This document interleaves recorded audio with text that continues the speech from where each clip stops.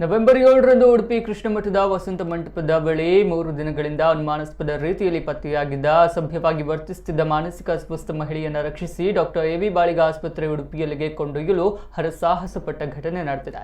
ಈ ಸಂದರ್ಭ ಮಹಿಳೆಯ ರಕ್ಷಣೆಗೆ ಧಾವಿಸಿದ ಸಿಬ್ಬಂದಿಗಳ ಮೇಲೆ ಹಲ್ಲೆ ನಡೆಸಲು ಮುಂದಾಗಿದ್ದರು. ಮಹಿಳೆಯನ್ನ ರಕ್ಷಿಸಿ ಮನೆಯವರ ಪತ್ತೆಗಾಗಿ ಹುಡುಕಾಟ ನಡೆಸಲಾಗಿದೆ. ರಕ್ಷಣಾ ಕಾರ್ಯಾಚರಣೆಯಲ್ಲಿ ಸಮಾಜ ಸೇವಕರಾದ ಶ್ರೀ ನಿತ್ಯಾನಂದ ಒಳಕಾಡು ಹಾಗೂ ಸಮಾಜ ಸೇವಕಿಯರಾದ ಶ್ರೀಮತಿ ನೀಲಾವತಿ, ಶ್ರೀಮತಿ ಪ್ರೇಮಲತಾ ಶೆಟ್ಟಿ ಮತ್ತಿತರರು ಜೊತೆಗಿದ್ದರು.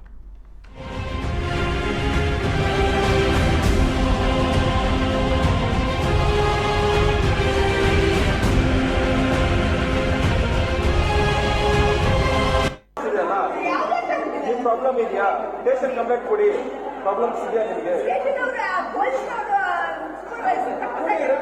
ಅಲ್ಲ ಮೇಡಮ್,